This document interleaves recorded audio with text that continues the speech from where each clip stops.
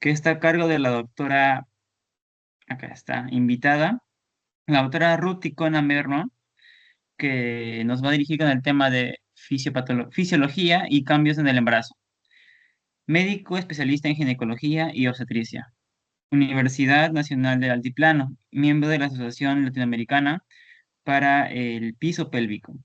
Miembro de la Sociedad Peruana de Ultrasonido en Obstetricia y Ginecología. Miembro de la Asociación Peruana de Colposcopía y Patología del Tracto Genital Inferior. Paz Presidenta de la Sociedad Científica de Estudiantes de Medicina UNAPUNO, SOCIEM 2016 y Paz Directora CEPAIS, SOCIEM UNA 2015. Saludamos a la doctora, ahí con un saludo virtual, a la doctora Ruth Icona, que tiene el día de hoy el tema, fisiología y cambios en el embarazo. Doctora, el tiempo es con usted. Sí, buenas noches. ¿Se me escucha?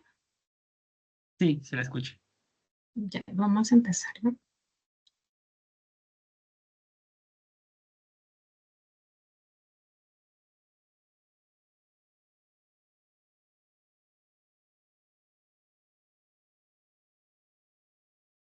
¿Me confirman si se puede visualizar la pantalla de la presentación? Sí, doctora, sí se puede ver. Ya. Buenas noches con todos. Muchas gracias por la presentación. Bueno, para dar continuidad, ¿no?, de este curso tan interesante en relación a lo que es ginecobstetricia, vamos a hablar un poco, ¿no?, de lo que es la fisiología y los cambios en el embarazo. Si bien es cierto, este curso está enfocado en ¿no?, en aquellas características, ¿no?, que involucra la valoración obstétrica y los cambios propiamente que se van a dar, ¿no?, en nuestra paciente gestante, y pues aquellos puntos que los va a ayudar a ustedes, ¿no?, en su desarrollo, en su formación propiamente como médicos y posteriormente, ¿no?, en su desempeño profesional, ya sea en el SERUMS o como residentes, ¿no?, si se inclinan por esta especialidad. Bueno, aunque a muchos tal vez no les guste la ginecobstetricia, lamentablemente pues es un campo que ustedes van a tener que involucrarse necesariamente porque en el SERUMS van a ver ese tipo de pacientes. Entonces, algo básico, ¿no?, muy aparte de identificar aquellas características esenciales de la valoración semiológica de la paciente obstétrica, es entender, ¿no?, cuáles los cambios que se van a generar, ¿no?, a diferencia de una paciente no gestante y en una gestante. Y pues aquellos puntos que tenemos que tener en cuenta dentro de la normalidad y aquellos que ya nos van a inclinar por lo patológico, ¿no?, dentro de estas pacientes. Entonces, dentro de los cambios que se van a dar en la paciente gestante, van a estar dados esencialmente, pues, por aquellos órganos que van a involucrar propiamente, ¿no?, su desarrollo, ¿no?, como tal, como gestante. Entonces, dentro de los órganos reproductor, ¿no?, en este caso de la mujer, que va a generar cambios, están pues principalmente a nivel del útero, ¿no? Si bien es cierto, la gestación a medida que va avanzando en las semanas va a generar pues un aumento, ¿no?, esencial en el tamaño del útero. Este crecimiento uterino pues, va a estar mediado por hormonas, ¿no?, que participan dentro de la formación propia o de la consecuencia misma, ¿no?, de la gestación, va a haber pues una diferenciación en cuanto a su actividad dependiendo, ¿no?, de las semanas de gestación, si estamos hablando del primer trimestre o del segundo trimestre, o del tercer trimestre, ¿no?, en sí. Entonces, estos cambios se van a dar progresivamente a medida que va, ¿no?, avanzando la gestación. Inicialmente esto va a estar mediado pues en gran medida, en gran porcentaje, por una acción principal, ¿no?, de los estrógenos, lo que va a permitir, pues, ¿no?, un crecimiento del útero, pero esencialmente no por un incremento en el nivel celular, ¿no?, en este caso de los miocitos, sino por una hipertrofia de estas fibras musculares que van a constituir, ¿no?, lo que es esencialmente el útero, ¿no? Tenemos que tener en cuenta que la disposición de las fibras musculares van a ser muy importantes en este caso y se van a diferenciar también de acuerdo a la estructura o a la división propia, ¿no?, del útero que nosotros vamos a, ¿no?, recordar anatómicamente. Si bien es cierto, el útero va a tener un fondo, un cuerpo y una parte del cuello, ¿no?, que va a estar en comunicación propia por estas fibras musculares. Pero hay algo que tenemos que diferenciar, ¿no? Que dentro de estas fibras musculares, la disposición por capa, ya sea tanto externa, media o interna, va a tener pues una disposición distinta, ¿no? Considerándose así pues una capa externa, que va a tener pues unas fibras longitudinales, ¿no? Que van a tener la forma de capuchón. Esencialmente este tipo de fibras se van a localizar en el fondo uterino, ¿no? A su vez, dentro de estas tres capas también tenemos la capa media, ¿no? En este caso va a haber un entrecruzamiento o es que estas fibras que van a disponer esta capa se van a entrelazar, ¿no? En forma de 8, como se puede evidenciar en las imágenes ampliadas, ¿no? En la imagen en blanco y negro. Eh, que estas van a predisponer, ¿no? El mayor grosor de la musculatura uterina propiamente. Y la capa interna, ya una capa que va a tener pues fibras circulares que van a constituir, ¿no? Esfínteres en ambos ostium, ¿no? Y también en el orificio cervical interno. Entonces, estos extremos van a tener mayor disposición de este tipo de fibras. Entonces, es importante considerar esto porque también la actividad propia, ¿no? De estas fibras en relación a estas capas van a condicionar algunas reacciones propias en relación a lo que es la contracción uterina, ¿no? En diferentes episodios, ¿no? De la gestación y también, ¿no? Aquellas que se van a asociar propiamente al puerperio inmediato, ¿no? Entonces, la actividad contráctil de estas fibras musculares a nivel uterino van a condicionar, por ejemplo, lo que se llama, ¿no? Las ligaduras vivientes de Pinar, por ejemplo. ¿No? Este es un punto que también ha sido tomado en algún momento en algún examen. Entonces es importante conocer la distribución de estas fibras y ¿no? La asociación ya a lo que es pues el parto y la predisposición ¿no? de la contractibilidad de estas fibras y lo que nos va a permitir a nosotros valorar ¿no? dentro de la semiología y el tema que ustedes han podido revisar anteriormente. Entonces, este crecimiento uterino va a incrementarse a medida que va avanzando las semanas de gestación. Como les mencioné, inicialmente esto va a estar en mayor porcentaje mediado por los estrógenos, pero también ¿no? hay una cierta actividad progestágena. Si bien es cierto, intrapélvico la vamos a considerar hasta las 12 semanas, eh, en donde va a haber esta mayor actividad de los estrógenos. Posterior a esto ya va a haber un crecimiento o una hipertrofia uterina condicionada por la presión misma, ¿no? De los componentes ovulares y el crecimiento propio del embrión o el feto, ¿no? De acuerdo a cómo va avanzando las semanas de gestación. Y asimismo, ¿no? En relación al crecimiento del útero, se va a generar también una dextrorotación. Esta dextrorotación va a estar mediada, pues, esencialmente por el crecimiento y por los otros órganos que van a ocupar la cavidad abdominal. En este caso, ¿no? Se describe que la dextrorotación se va a hacer hacia el lado derecho, porque en el lado izquierdo tenemos, pues, la presencia del sigmoides, que no va a permitir, ¿no? Que se incline para ese lado en cuanto al crecimiento. Entonces, la dextrorotación se va a dar al lado derecho por esta presencia, ¿no? De este órgano dentro de la cavidad. Entonces, vamos a nosotros tener que diferenciar un útero grávido y un útero no grávido, ¿no? De acuerdo a las características, por ejemplo, en relación al tamaño, ¿no? Y la capacidad propiamente o el volumen, ¿no? Que permite, ¿no? Ocuparnos en una paciente no gestante y una paciente gestante, ¿no? Por esta predisposición de estas fibras y también, ¿no?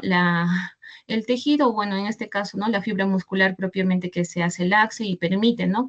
Que se pueda distender de esta forma para que permita, ¿no? El crecimiento fetal. Entonces, en pacientes no grávidas, pues se describe, ¿no? Que la capacidad uterina bordea entre 5 a 10 cc, lo que en la gestación se incrementa y llega pues hasta el término de la gestación, hasta de 5 litros. Y en algunos casos, ¿no? Cuando son embarazos múltiples, puede condicionarse hasta 20 litros, ¿no? Es lo que describe la bibliografía básica que ustedes están utilizando, pues, ¿no? En su formación de pregrado. A su vez, describe, ¿no? Que el crecimiento uterino se va a dar más en alto que en ancho, ¿no? Por la misma predisposición del feto, ¿no? En este caso, una paciente no grávida se describe de 6 a 8 centímetros de alto y un ancho de 4 a 5 centímetros. Pero ya al término de la gestación, pues esta altura va a llegar, ¿no? A alcanzar incluso hasta 33 centímetros, pero que esta va a depender mucho, ¿no? Del crecimiento fetal y pues también, ¿no?, del líquido amniótico que condiciona la distensión propia del útero, ¿no? En el ancho igual hay un incremento y también es importante considerar el peso del útero, ¿no? En pacientes que ustedes van a tener las atenciones de un parto vaginal, van a tener la posibilidad así como de pesar la placenta, estimar también, ¿no?, el peso uterino. Entonces, considera que al término de la gestación se llega a alcanzar pues hasta 1.500 gramos, ¿no?, a diferencia de lo que es el peso de una paciente no gestante, ¿no? Y algo que es muy importante considerar es el flujo sanguíneo, ¿no? Y si, esto también hacía pregunta de examen en relación a qué es lo que sucede en la gestación, ¿no? Si bien es cierto, el flujo sanguíneo se va a llegar a veces hasta triplicar, incluso aún más, haciendo esa diferencia, ¿no?, del flujo sanguíneo de 40 a 60 ml por minuto en una paciente no grávida y en una gestante pues hasta 750, ¿no?, ml, incluso hasta 1.000 en algunos casos, ¿no? Va a depender mucho del si es una gestación única o una gestación doble. Y también es importante considerar este punto a razón de que en el puerperio inmediato se puede condicionar una hemorragia postparto y por la cantidad de flujo sanguíneo, ¿no?, incrementada, tenemos una paciente que rápidamente puede llegar a un shock, ¿no?, por pérdida en este caso. Entonces, esto es importante a valorar y también es, ¿no?, pregunta de rotación, pregunta de examen. Otro punto esencial a diferenciar es el crecimiento uterino, ¿no? Siempre nos van a preguntar tal vez en la rotación o en la visita médica, ¿no?, en qué momento el útero se hace extrapélvico. Entonces, según la literatura, en revisión, pues se menciona, ¿no?, que hasta las 12 semanas, o no, a partir de las 12 semanas ya se puede encontrar, ¿no?, un útero extrapélvico. A nivel del ombligo podemos condicionar, ¿no?, una gestación de 20 semanas y a nivel del apéndice cifoides ya pues condicionar una gestante de 36, 37 semanas, ¿no? Dentro también de la actividad uterina como tal y la participación de esta disposición de las fibras musculares, a medida que va avanzando la gestación se van a generar contracciones uterinas que se consideran dentro de lo normal, ¿no?, como fisiológicas. Y pues en relación, ¿no?, a los autores que describieron este tipo de contracciones, es que se hace la mención, ¿no?, de las contracciones, por ejemplo, de Braxton Hicks. Esencialmente, estas contracciones se van a percibir, pues, en el segundo trimestre o parte del tercer trimestre también, como aquellas contracciones que tienen una intensidad baja, que no son dolorosas, son infrecuentes y esporádicas, ¿no? Y estas se consideran como contracciones fisiológicas. También hacen, ¿no?, algunas bibliografías mención de las contracciones en el primer trimestre, aquellas que le ponen también el nombre, ¿no?, de las contracciones de Álvarez y Caldeiro, ¿no? Estas, también, ¿no?, con estas mismas características, ¿no?, de poca intensidad, que son infrecuentes y esporádicas. Ahora, algo que diferenciar es que las contracciones de Braxton Hicks, si bien es cierto, se van a tener mayor predisposición de presentación en el segundo trimestre, pero cuando ya nos estamos acercando al final de la gestación, entre las 36, 37 semanas, estas contracciones se van a hacer un poco más frecuentes, ¿no? Las que pueden condicionar incluso como el falso trabajo de parto. Entonces, este falso trabajo de parto es importante diferenciar, ¿no?, en cuanto a la frecuencia de la contracción. Incluso en algunas pacientes, estas contracciones se asocian, ¿no?, al movimiento fetal, que no generan dolor, a diferencia, ¿no?, de las contracciones uterinas que se van a ligar al trabajo de parto propiamente, ¿no?, dependiendo de las unidades de Montevideo y la intensidad que alcancen, van a generar dolor en la paciente, ¿no? A su vez, es importante describir dentro de los cambios a nivel del útero, también es importante valorar los cambios a nivel del cuello uterino. Si bien es cierto, la visualización del cuello uterino a la especuloscopía es importante, y más, ¿no?, si tenemos asociación a clínica en nuestra paciente, pero si no fuese así, también dentro de lo que es el control prenatal tenemos un espacio, ¿no?, a llenar en todas las cartillitas acerca del PAP, ¿no? Y es importante en este caso valorar el cuello uterino en relación a aquellas pacientes que pueden presentar, ¿no?, episodios de estropio, ¿no?, donde se va a generar una eversión de la mucosa endocervical que nos puede a nosotros alarmar, tal vez, ¿no?, en algún momento en la asociación, ¿no?, de aquellas patologías cervicales, ¿no? A su vez, es importante considerar que dentro de los cambios a nivel del cuello uterino se va a generar una acumulación de moco, ¿no?, que va a permitir, pues, o va a actuar como una barrera y pues a esto se le llama el tapón mucoso, ¿no? O tapón cervical, que pues ¿no? Este moco tiene pues la característica, ¿no? De ser rico en monoglobulinas y citocinas, y por tal hecho, ¿no? Pues tener la acción de una barrera inmunológica, ¿no? Que no va a permitir el contacto de lo que es el amnios, el corium propiamente la gestación, con el exterior, ¿no? Que en este caso sería el canal vaginal. Entonces, es importante también considerar aquí lo que es la hiperplasia glandular endocervical y la apariencia, ¿no? Hipersecretoria del cuello uterino, conocido como la reacción de Arias-Estela, ¿no? Es un punto también que es considerado, ¿no? Como preguntas a nivel de lo que son los cambios del cuello uterino. Muy aparte del cuello uterino, propiamente el útero, también a nivel ovárico van a haber algunos cambios, ¿no? Propiamente dados por la gestación. Y esto asociados a hallazgos, por ejemplo, imaginológicos, ¿no? Si nosotros valoramos una gestación inicial entre las 6 y 7 semanas, podemos hallar a nivel anexial, ¿no? El cuerpo lúteo, que nos puede impresionar incluso como una gestación tal vez anómala, ¿no? Por la misma característica que tiene, pero imaginológicamente tenemos algunos criterios nosotros para valorar y diferenciar pues a un cuerpo lúteo de un embarazo ectópico, por decirlo así. ¿No? O un embarazo heterotópico, por ejemplo, ¿no? A valorar. Entonces, el cuerpo lúteo permanece dentro de las 6, 7 semanas y posteriormente ya no se diferencia tanto a razón de las características imaginológicas que se pueden encontrar, ¿no?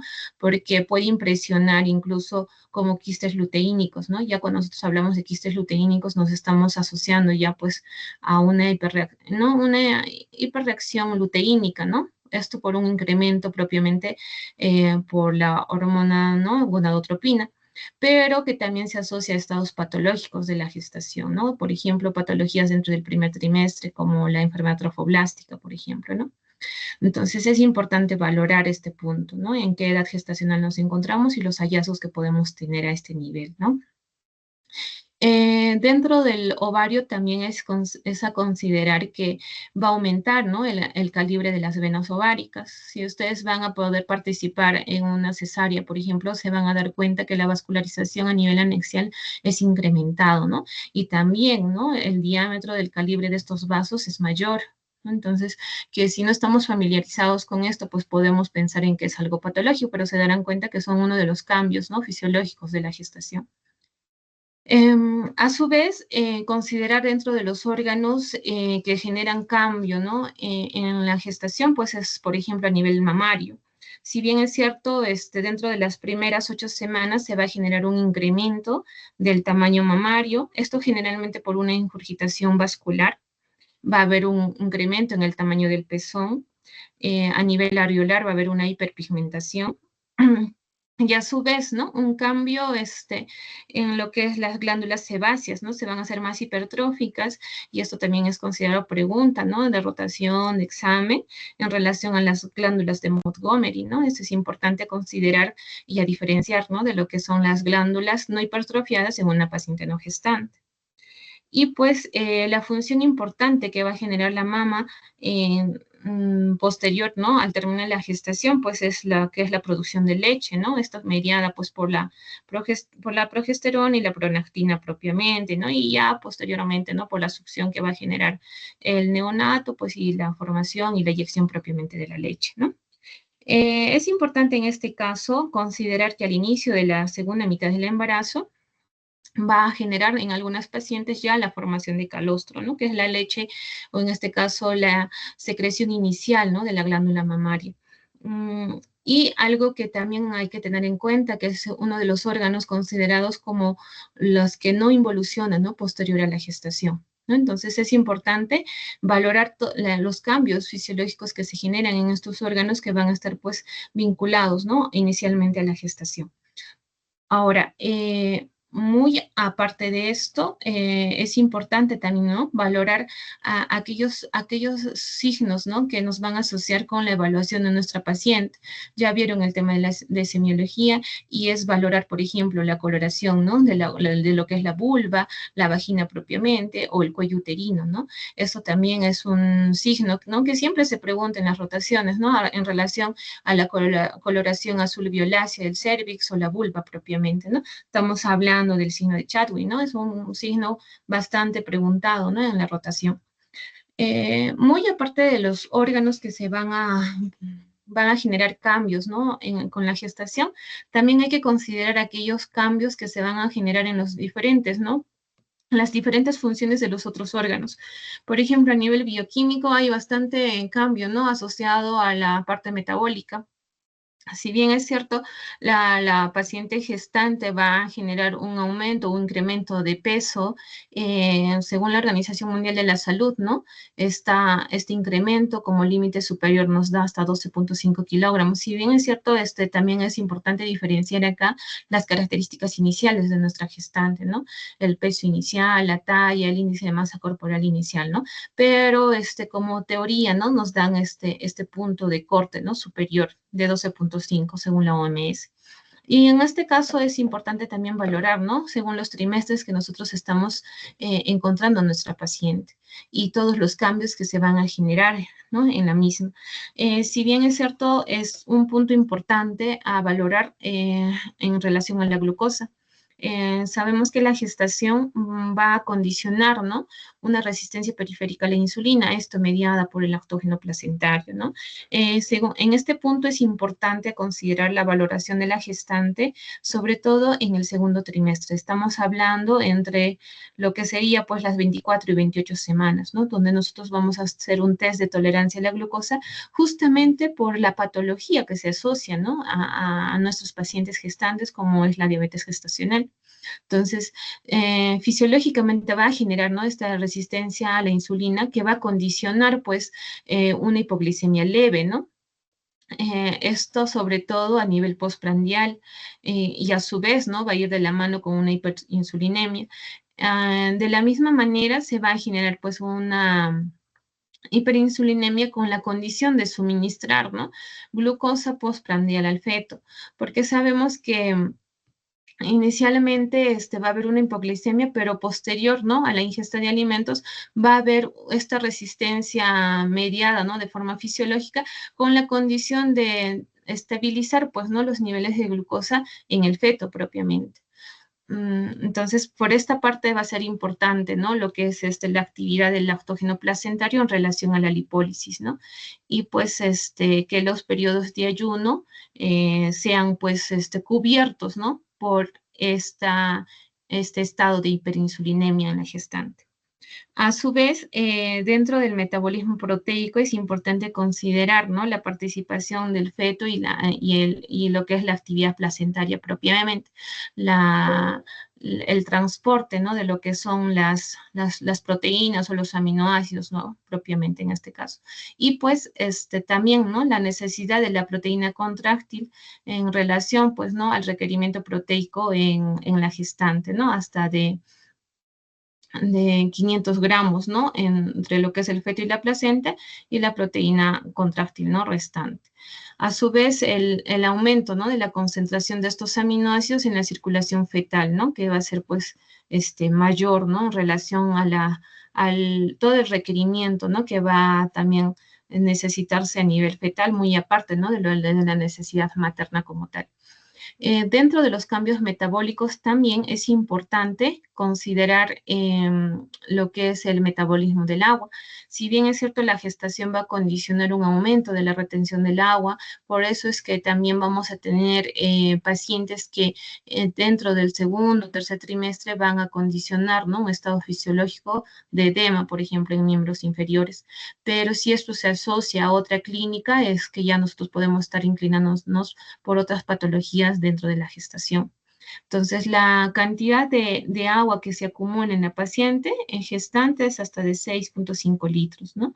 Y ahora, en cómo yo diferencio, ¿no? Una retención de agua o un edema en miembros inferiores que puede estar asociado a la patología, a algún estado patológico, esencialmente por la asociación, ¿no? De otros síntomas.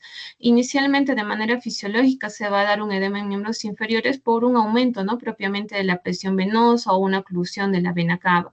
Pero si este edema en miembros inferiores se asocia a clínica, por ejemplo, de cefaleas o presión arterial en la gestante elevada, cuando es una gestación mayor ya, ¿no?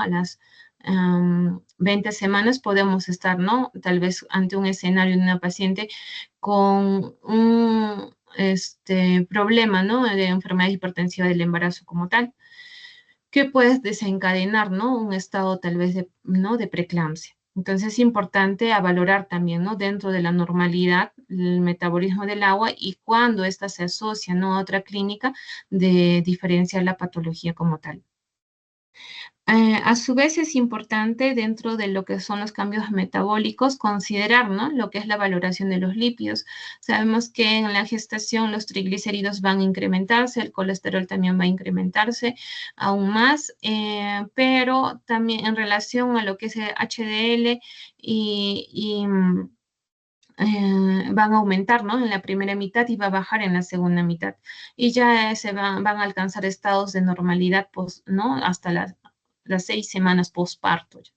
Ahora, en relación a lo que son las transaminasas por lo general van a estar en un estado de normalidad, incluso disminuyen un poco.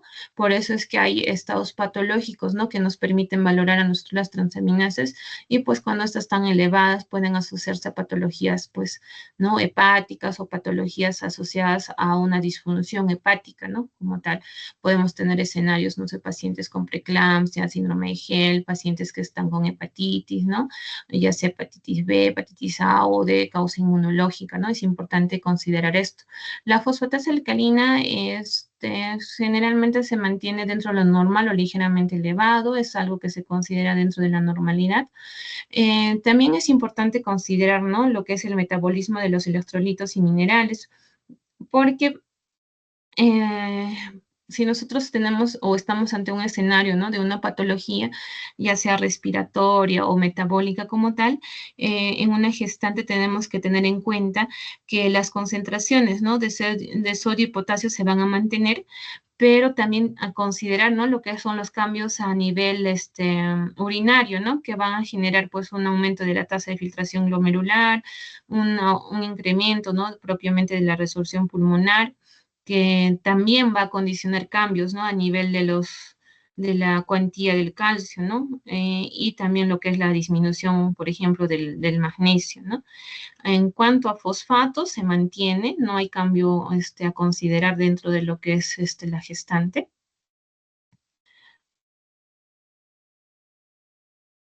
Ahora, otros cambios que vamos a encontrar en la gestante son a nivel hematológico y cardiovascular. Si bien es cierto, hemos mencionado que va a haber un aumento de volumen a nivel cardiovascular, pero también es importante la correlación que se hace con los cambios hematológicos, ¿no? Este cambio, este aumento de volumen va a condicionar, pues, ¿no? Un incremento también en lo que es el plasma y los eritrocitos, pero sobre todo, ¿no? A nivel plasmático que eritrocitario, ¿no? Lo que puede condicionar, ¿no? Fisiológicamente una anemia. Y esta anemia estaría condicionada, pues, por una hemodilución propiamente, ¿no? Entonces, este volumen sanguíneo en la gestante va a incrementarse, ¿no? Hasta 40-45% en el tercer trimestre, ¿no? Con la intención de cobertura a todas estas demandas metabólicas, ¿no? Que condicionan la gestación propiamente, el aporte de los nutrientes, con la condición de mantener, ¿no? Este binomio madre-feto de manera equilibrada. A su vez, a nivel hepático va a haber un aumento, ¿no? De las concentraciones de los factores de coagulación, con excepción, ¿no? Del factor 11 y factor 13, ¿no? A su vez, a nivel de fibrinógeno hay un incremento, ¿no? Hasta en un 50%. Entonces es importante valorar este punto de la normalidad, ¿no? Dentro de la fisiología de la gestante y la asociación con las patologías que nosotros vamos a diferenciar, ¿no? En este estado.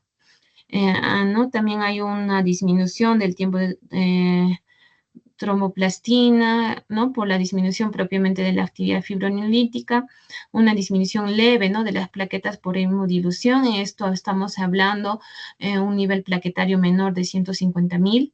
A su vez, ¿no? La actividad de las proteínas reguladoras, ¿no?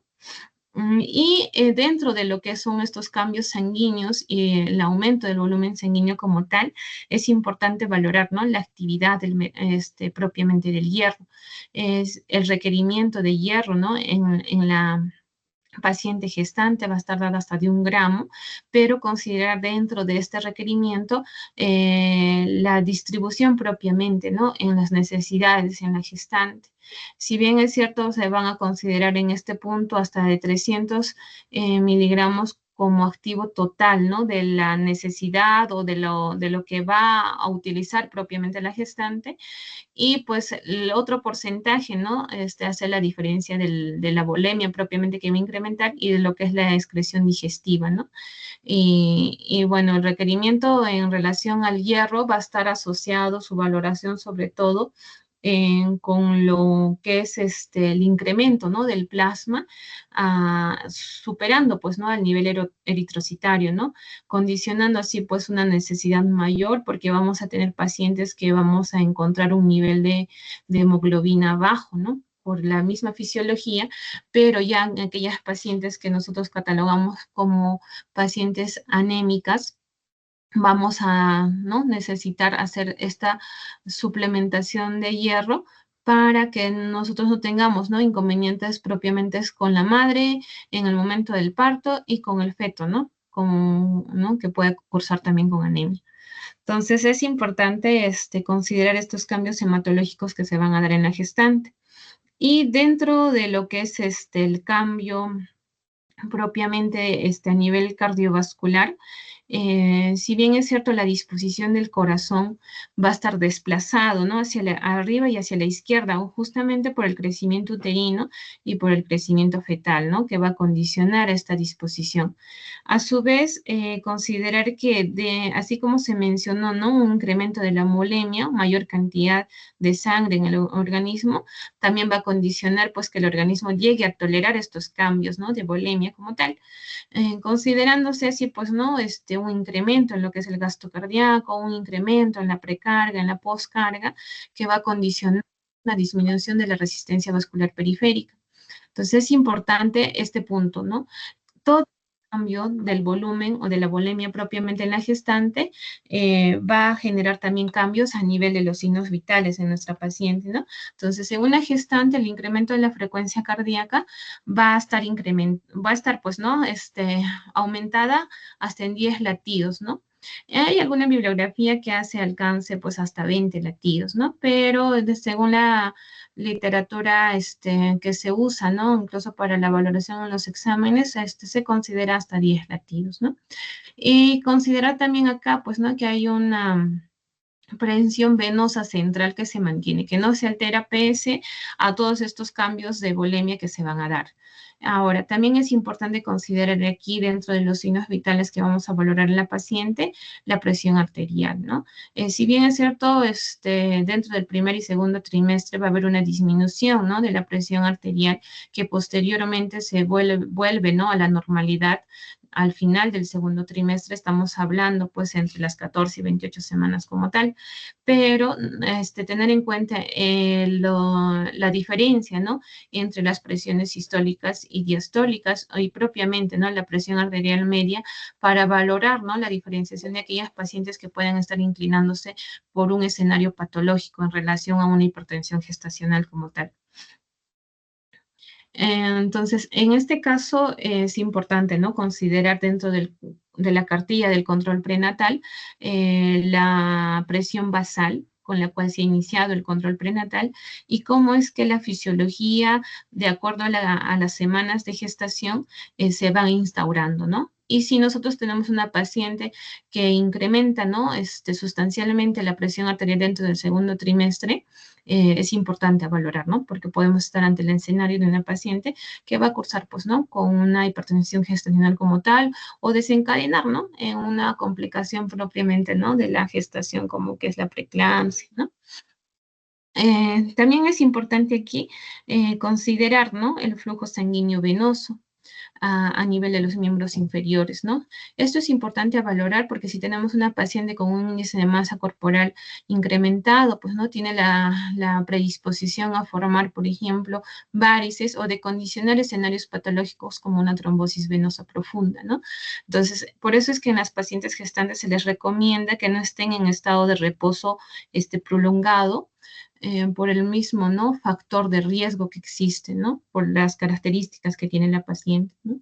A su vez, dentro del periodo de puerperio también es importante valorar si tenemos una paciente con un índice de masa corporal elevado, que durante la gestación ha estado en tendencia de reposo, y en el posparto, ¿no?, hay alguna complicación que la va a condicionar también a un reposo prolongado, ¿no? Valorar esta patología, ¿no?, que puede condicionar incluso una hipertensión pulmonar, ¿no? Entonces, también a nivel circulatorio, ¿no?, hay un cambio en relación al incremento, ¿no?, de la renina, angiotensina, aldosterona, un aumento en el umbral de acción. Estas pues van a estar mediadas en gran medida, todos estos cambios, tanto hematológicos como cardiovasculares, en primordial instancia por una actividad propiamente de la progesterona, ¿no? A su vez, ¿no?, dentro de la circulación hay otras sustancias como las prostaglandinas, el tromboxano, el óxido nítrico, que se van a considerar dentro de sus cifras en cuantía disminuidas, porque van a tener una actividad antiangiogénica, ¿no? Entonces es importante valorar este punto ya cuando hablamos nosotros de patologías, ¿no?, que posteriormente van a estar ustedes revisando. Entonces, dentro de la valoración de los cambios cardiovasculares, también es importante considerar que la predisposición, ¿no?, del corazón con estas características puede condicionar algunos cambios a nivel del electrocardiograma, ¿no? Por ejemplo, como las ondas Q en las derivaciones 2 y 3, en ABF, una onda T plano invertida, ¿no?, en derivación 3, en la V1, V3. Y asimismo, ¿no?, dentro de la semiología, la valoración de los soplos cardíacos, ¿no? Si bien es cierto, los soplos cardíacos, dentro de la fisiología normal, hasta en un 96% se va a encontrar un soplo sistólico que se va a intensificar durante la inspiración, que es considerada como normal, pero ya cuando se encuentra un soplo diastólico, ¿no?, que se puede encontrar hasta en un 20%, hay algunas literaturas que la condicionan, ¿no?, como dentro de la normalidad, pero dentro de los exámenes que se han valorado, han considerado como el soplo diastólico, perdón, en la gestante como patológico. Ya. A su vez, como hay cambios metabólicos, hematológicos, cardiovasculares, también, ¿no?, existen cambios a nivel del sistema respiratorio. En este caso es importante valorar, ¿no?, la función pulmonar. Si bien es cierto, a nivel cardíaco hay una disminución de la presión arterial, un incremento de la frecuencia cardíaca, pero a nivel respiratorio no cambia, ¿no? Si hay algún cambio a nivel de la frecuencia respiratoria, ya podemos estar ante un escenario incluso de una sepsis, por ejemplo, ¿no? Entonces es importante a considerar estos cambios fisiológicos, ¿no?, a nivel de este órgano. A su vez, tener en cuenta que por el crecimiento uterino propiamente va a haber pues una elevación, ¿no?, del diafragma hasta en 4 centímetros, y lo que es la caja torácica en su diámetro transversal puede incrementarse, ¿no?, hasta 2 centímetros, y una circunferencia, ¿no?, que puede llegar a incrementarse hasta en 6 centímetros, ¿no?, por la misma predisposición del crecimiento uterino. A nivel de la capacidad funcional residual y el volumen residual van a disminuir, ¿no?, por la misma elevación de este diafragma, y pues no hay una actividad progestágena que va a aumentar pues, ¿no?, la conductancia, y va a disminuir la resistencia propiamente. El volumen de la ventilación pulmonar y la ventilación por minuto en reposo van a incrementar, por eso hay algunas pacientes que clínicamente pueden evidenciarse, ¿no?, una disnea en reposo, que es parte de la normalidad, ¿no?, por la fisiología propiamente a este nivel. Pero algo que tienen que tener en cuenta, y también les pueden ser motivo de pregunta de examen, es en relación a la capacidad pulmonar, ¿no? La capacidad pulmonar total y la capacidad vital no van a cambiar, pese a todos estos cambios por la misma predisposición, ¿no?, de la elevación del diafragma. Estas capacidades se van a mantener durante toda la gestación, ¿no?, de manera fisiológica. Esta actividad de la progesterona, ¿no?, es la que va a condicionar pues estas disneas en reposo o disnea fisiológica, ¿no? También en algún momento ha sido pregunta de examen. A nivel del equilibrio ácido básico también se va a encontrar, ¿no?, una disminución de la presión de dióxido de carbono, la curva de disociación del oxígeno hacia la derecha, va a haber un efecto Bohr ¿En relación a qué? A una compensación, ¿no? A lo que es la alcalosis propiamente, ¿no? Con la condición, pues, de disminuir, ¿no? Lo que es el bicarbonato, ¿no? Y esto se denomina el efecto Bohr. También va a haber, ¿no? Un aumento de lo que es el 2,3-difosfoglicerato en relación, ¿no? A la actividad propiamente a nivel de lo que es el ácido base. Asimismo, ¿no? Tener en cuenta que va a generarse algunos cambios, ¿no? A nivel urinario en relación a la tasa de filtración glomerular, el aumento del flujo plasmático renal, una paciente que va a presentar, ¿no? Polaquiuria por este mismo incremento de la tasa de filtración glomerular, va a haber un descenso de la creatinina sérica. Esto es importante, por ejemplo, y también es pregunta de examen. En relación a la creatinina sérica, si bien es cierto, este incremento de la tasa de filtración glomerular va a condicionar una disminución de la creatinina sérica, teniéndose pues como rangos de normalidad entre 0,5 hasta 0,07, ¿no? 0,8.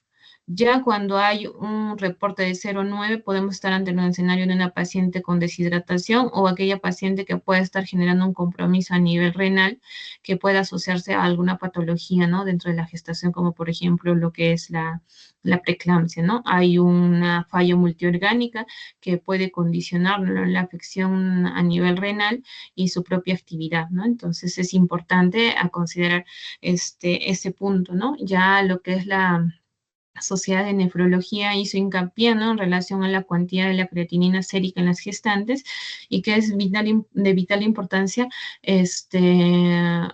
valorar, ¿no? A la paciente dentro del escenario de una preeclampsia si encontramos, ¿no? Una creatinina de 0,9, por ejemplo.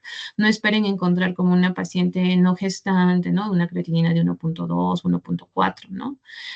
Por la misma fisiología de la gestación, esta creatinina va a disminuir, ¿no? En estas pacientes. Y pues la depuración, ¿no? Propiamente va a incrementar hasta en un 30%. Y a nivel anatómico, los uréteres van a tener mayor dilatación, ¿no? Sobre todo a nivel derecho que el izquierdo, por la misma predisposición de los grandes vasos y la irrigación que va a llegar, ¿no? En mayor cuantía. A nivel renal va a haber un incremento también en el tamaño, hasta de 1 centímetro, ¿no? En el tejido propiamente de los riñones, que se encuentra dentro de lo normal. A esto también se le conoce, ¿no? Como una hidronefrosis fisiológica, ¿no? En relación a la dilatación, ¿no? De lo que son los riñones, ¿no? Propiamente este órgano, ¿no? Y dentro de la ecografía que uno puede realizar va a encontrar estas características, ¿no? Y no considerarlo dentro de lo patológico, sino que es algo que se presenta, ¿no? Normalmente por la gestación. Y pues por el mismo crecimiento uterino va a haber pues una no alteración en lo que es la vejiga a partir de las 12 semanas en cuanto el útero se hace extrapélvico, la vejiga pues va a ser hiperémica, va a haber una hiperplasia muscular y del tejido conjuntivo vesical, ¿no? Que puede generar una compresión uterina y es susceptible, ¿no? También a infecciones por la misma predisposición, ¿no? Y la contigüidad que existe pues entre estos órganos, ¿no? A nivel digestivo, si bien es cierto, la progesterona también tiene actividad a nivel digestivo, sobre todo, ¿no? Con la actividad de la musculatura lisa en relación, por ejemplo, a lo que es el peristaltismo, ¿no? Que va a condicionar, pues, ¿no? Un vaciamiento gástrico lento, ¿no? Sobre todo esto, relacionado al término de la gestación o el parto, ¿no? El vaciamiento gástrico va a estar totalmente alterado. A su vez, va a haber una disminución, ¿no? Del peristaltismo que va a condicionar en la gestante episodios de constipación.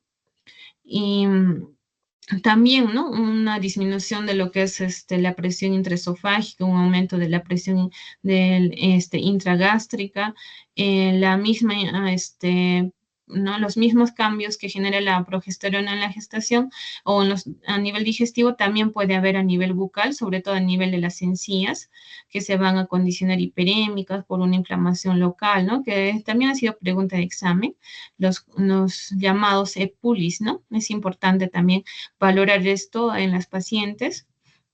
Y a nivel hepático va a haber un aumento del flujo sanguíneo. ¿Por qué? Por un incremento también del diámetro portal, ¿no? Entonces, si bien es cierto, se dan cuenta que a nivel vascular la progesterona en la gestante va a generar pues diferentes cambios, ¿no? Sobre todo un aumento en el calibre de estos vasos tan importantes que van a irrigar pues estos órganos tan nobles, ¿no? Algo también importante a nivel digestivo es condicionar, ¿no? O valorar lo que es la disminución de la contractibilidad de la vesícula biliar y también la predisposición de la gestante, ¿no? En relación a la formación de cálculos biliares que pueden condicionar también patologías digestivas en la gestante, ¿no? Y es algo que también lleva, ¿no? A una emergencia. En el periodo de la gestación en relación a lo que es pues el cólico biliar propiamente y pues a sus complicaciones como la pancreatitis, ¿no? La pancreatitis en una gestante llega a ser mortal y es importante, ¿no? Que se valore esta parte, ¿no? En la gestante. En relación, pues, ¿no? A la consejería propiamente que se le va a dar, ¿no? A estas pacientes, ¿no? En relación a la dieta que ellos van a llevar. Entonces, es importante dentro de la valoración, ¿no? De los cambios digestivos. Bueno, ya casi por finalizar, ¿no? Otro cambio importante a considerar y que también ha sido considerado como alguna pregunta en los exámenes son en relación a los cambios endocrinos, ¿no? Que se van a presentar en la gestante. Si bien es cierto a nivel de la glándula hipoficiaria va a haber un crecimiento, ¿no? Considerable, a su vez, ¿no? Considerar aquí que hasta las 17 semanas la placenta no va a ser la principal fuente de hormona de crecimiento fetal, pero ya posteriormente esta va a estar mediada ¿no? por otros órganos que se van a involucrar a nivel endocrinológico, ¿no? Y también ¿no? valorar el incremento de las concentraciones de prolactina, ¿no? Que van a asegurar posteriormente lo que es la lactancia, ¿no? A nivel tiroideo también es importante, ¿no? Si bien es cierto de manera fisiológica hay un incremento en diferentes órganos en relación al tamaño, a nivel tiroideo también. Entonces, esta hiperplasia glandular no debería ser considerado como patológico, ¿no? Y tampoco el aumento de la vascularidad propiamente. Pero siempre esto tenemos que asociarlo, ¿no? Con la cuantía, ¿no? De la titulación de las hormonas tiroideas. Si bien es cierto en la gestante va a haber un ligero incremento de la T4 total, por ejemplo, pero si ya esta se asocia a otros cambios, ¿no? Tenemos que valorar la patología también, porque hay patologías endocrinológicas que se van a asociar a la gestación y ya pues no son consideradas dentro de lo que es la fisiología como tal, ¿no? También, ¿no? La glándula paratiroides es importante en relación, pues, a la cuantía, ¿no? De lo que es el calcio y magnesio, el incremento de la paratormona, ¿no? Va a generar esto, ¿no? El hiperparatiroidismo fisiológico en el embarazo. Es importante, por eso, durante la gestación, el suplemento de calcio, que también tiene evidencia, ¿no? De su actividad en lo que es el control, ¿no? De aquellas pacientes que tienen riesgo, por ejemplo, de preeclampsia. Así como se le administra aspirina en bajas dosis, también, ¿no? Hay evidencia científica que recomienda, ¿no? La administración de calcio. Y es algo que también está normado dentro de nuestros protocolos, ¿no? A nivel nacional en lo que es el suplemento en las pacientes gestantes. ¿No? Que también pues va a condicionar la administración propiamente de esta, ¿no? Y la consecuente, pues, ¿no? El consecuente control que se va a desarrollar, ¿no? En la paciente y pues con la intención de evitar, ¿no? Estas complicaciones que se pueden dar en la gestación. A su vez, ¿no? Va a haber un incremento en lo que es la actividad de la calcitonina. Es importante valorar ¿no? La actividad de la vitamina D a nivel hepático, a nivel placentario, ¿no? La actividad de las glándulas suprarrenales, ¿no? A nivel de lo que es el incremento de la concentración total de cortisol, asimismo de la hormona corticotropina, ¿no? La androstenediona, la testosterona total, ¿no? Es importante valorar este punto, ¿no? En los cambios fisiológicos en la gestante. Bueno, en relación a lo que es el diagnóstico de embarazo, creo que ya lo revisaron en cuanto a la fisiología, solamente para hacer hincapié en lo que es, ¿no? Cómo van dirigidas las preguntas, ¿no? En los diferentes exámenes que se valoran, ¿no? Al estudiante de medicina en relación a lo que es, pues, ¿no? El diagnóstico como tal del embarazo, si estamos hablando de una sospecha o presunción, la probabilidad o la certeza, ¿no? Es importante recalcar que aquí que la sospecha o presunción se va a ir más pues ligada a lo que es lo subjetivo, ¿no? Lo que la paciente nos dice, ¿no? Por lo que viene a la consulta. En su mayoría pues van a haber pacientes consultando por amenorrea, ¿no? Y síntomas también no neurovegetativos o vagales, ¿no? Como náuseas, vómitos, ¿no?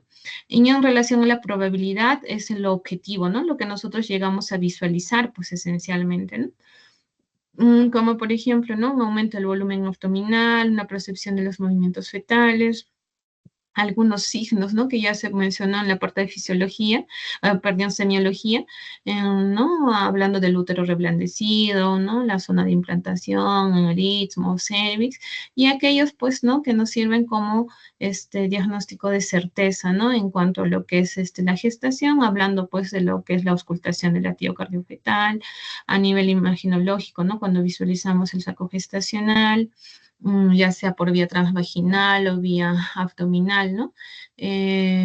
Los movimientos fetales, ¿no? Que podemos evidenciar. Esto va a depender, ¿no? Mucho de la forma como nosotros valoramos la identificación, ¿no? Ecográfica. Es importante, ¿no? Para los diagnósticos de certeza.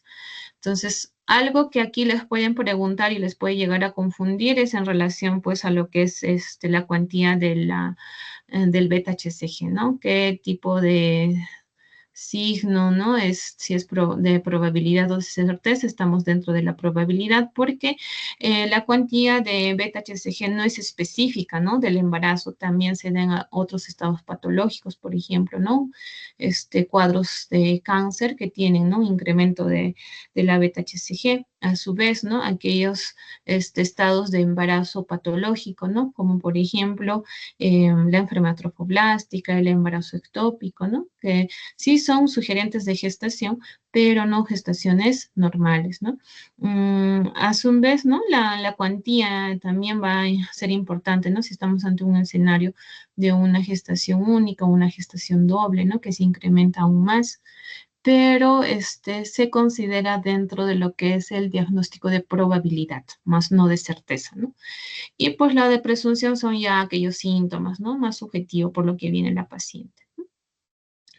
Si tuvieran alguna pregunta, gustosa de responderles.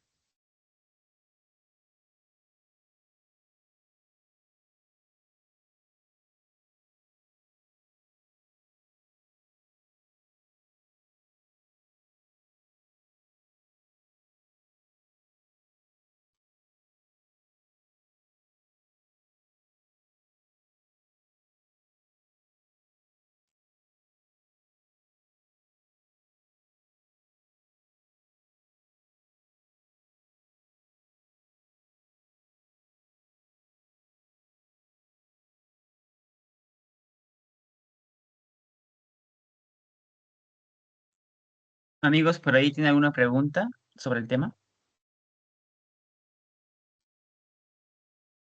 Pueden levantar su mano, hablar, o si no, también pueden mandarlo al grupo, ahí al chat, a ver si tienen alguna pregunta. Mm,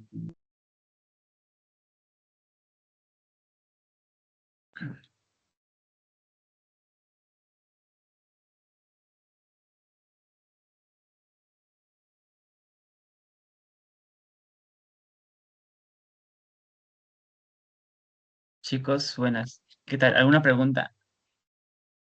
No, ¿verdad? Doctora, ¿se me escucha? Hola. Sí, te escucho. Doctora, me parece que ha quedado claro y no hay pregunta alguna.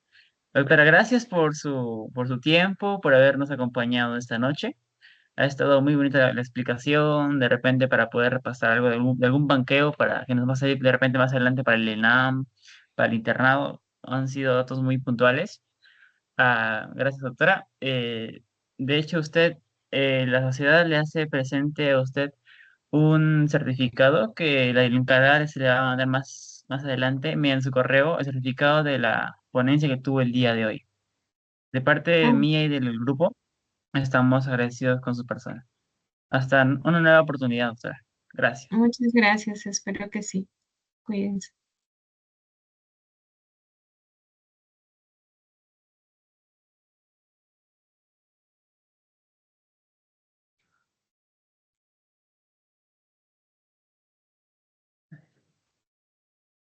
Queridos amigos, estudiantes, estamos acá presentes. Les voy a mandar al chat del team el examen. Tienen 10 minutos para